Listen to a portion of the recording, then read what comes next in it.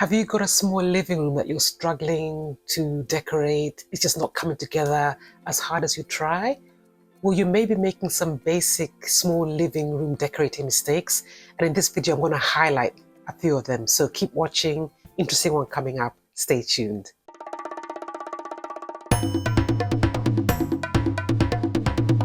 So the first thing you want to avoid is having an unzoned space. Doesn't matter how small your room is, you kind of need to zone it. And I talk about it in this video here. It's about creating distinct zones. So you've got an eating zone, a relaxing zone, a working zone, etc. You don't want a mismatch of spaces. You want to make it feel like they're little rooms in one big room, even though your room is little. I hope that makes sense. So avoid unzoned spaces. There are loads of ways you can zone a room. You can use different colors to signal different activities.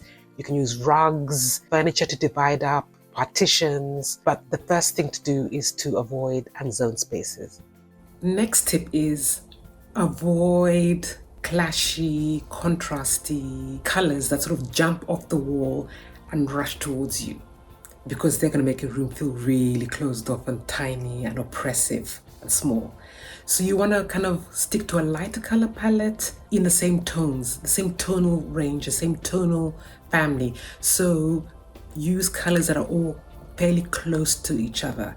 You can imagine like peachy, orange, rust, pinky, coral, everything that's close together, pumpkin, in the color spectrum.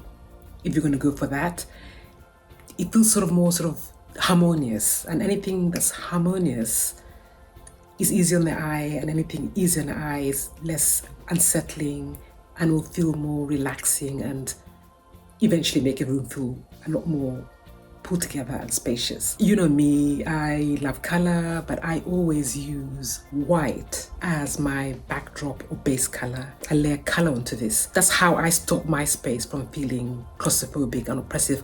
My rooms are not huge, and definitely would advise you to do the same. And then you can actually go the other way and just embrace the fact that you've got a tiny living room and just paint everything in a really deep, dark shade. The rationale behind this is that by doing this, you blur the edges, so you can't see where the ceiling ends and starts, where the walls reach, but you have to paint everything in the same shade, the skirting, the cornices, the ceiling, the walls. It could be tricky, because can you imagine if you do this and then you hate the color, you don't like the shade, and then it's going to become very oppressive. It's not easy to get these dark shades right. So I still think you're better off going for the lighter option, the lighter room option. But if you are going to do this dark route, let me know. I'd love to hear. I'd love to see how it taps up. It could work, but then again, it could be a disaster. But anyway, that's how we learn. That's how we grow as interioristas. It's by experimenting and taking risks. You're not going to get no gain without risk. So if that's you, good luck. Next tip is avoid big, bulky, heavy, single-use furniture.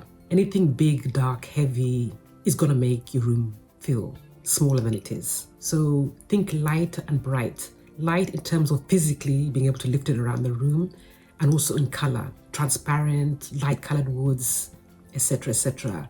will just blend in more and make you feel that you've got more space, because it takes up less space visually and physically as well. Common trick that interior designers use, which is bring in furniture that sits high off the floor. You want to be able to see underneath the furniture. Once you can see underneath the furniture, it gives this illusion of space. It just feels spacious. So the mid-century styles work really well in this context, because you can see underneath. Incorporate multifunctional pieces. Fewer pieces of furniture that do more for you, that work harder. So a sofa bed for overnight guests, a coffee table that has drawers, TV console again with storage, stools that nestle, so you can keep them away in the corner and then bring them out when you have extra guests around, but they're discreet and they take up less space as well. Same thing with nestling side tables. You could actually use the side tables instead of a big coffee table. You can put two side tables together instead of having one huge big coffee table. moving on to my next tip, which is avoid having everything out on display, especially if you have a small living room. This is how you just make it look congested and tiny and cluttered. So you need to basically have lots of storage. Storage is your best friend always, but you're going to store the things that you need, things that are functional, the things that are working for you. You're not going to use the storage to clutter your space, because that's the sort of counterproductive. But you need storage. Again, if you can do custom storage that fits the space, it's just a no-brainer. Think about how you can hack it if you can't customize it, so to speak. If you can't have it custom built in, because custom built in is obviously your preference. Otherwise, try and hack what you can find. But what you're aiming for is to display things that are beautiful, the things that are lovely, meaningful, and show something of your personality. That's what should be on display. Boring, functional, ugly things don't need to be seen. So keep them away, but make sure that you've got plenty of storage. A bonus tip, don't forget mirrors. Mirrors are your best friend when you want to maximize a small space. They reflect light, they just open up the room, they make it look huge. And then they're also decorative. You can actually collect mirrors, pretty mirrors, and hang them on a wall all together. Just imagine a sort of walled mirror effect. That would be absolutely amazing. You can actually buy mirror tiles, stick on mirror tiles that are renter friendly. Again, this would be amazing, thing to do in a small space. I'd love to see how you get on with this. I think I might actually try this when I eventually move. I want to do this as well. So yeah, mirrors are great for opening up space, but just make sure they're reflecting something beautiful. You don't want to use mirrors when they're reflecting lots of clutter and junk. So, the best thing would be if you could reflect a beautiful view from outside and bring it inside. That was your absolute win-win scenario. But anyway, just use the mirrors to open up a space, and you really can't go wrong. Don't overlook the power of good lighting as well. LED lighting. So lighting at different levels. You've got your ceiling lights, your wall lights, the sconces, table lamps, floor lights, you name it, task lights, reading lights. Don't forget to deploy these, and they'll really open up a space, especially obviously when the lights are on in the evening. At the end of the day, everything I've highlighted in terms of avoiding is aimed at maximizing your small living room so that you can really bring out its full potential. Because your living room is your shop front. It's a room that anyone who walks into your house gets to see.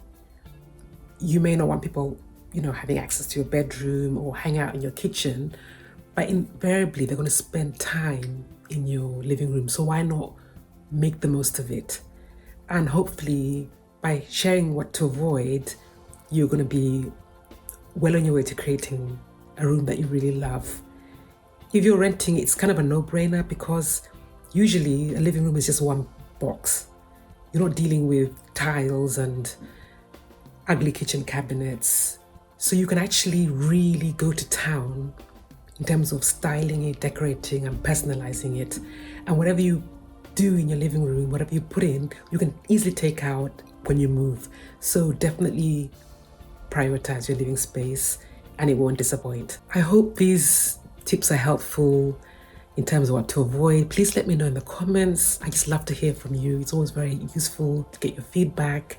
Please share, tell me what you'd like in terms of content. I also offer one-to-one virtual room revamps, which are affordable and accessible. So just ping me below, deets in the description box, if you'd like one of these sessions. Look forward to seeing you in the next one. Stay inspired.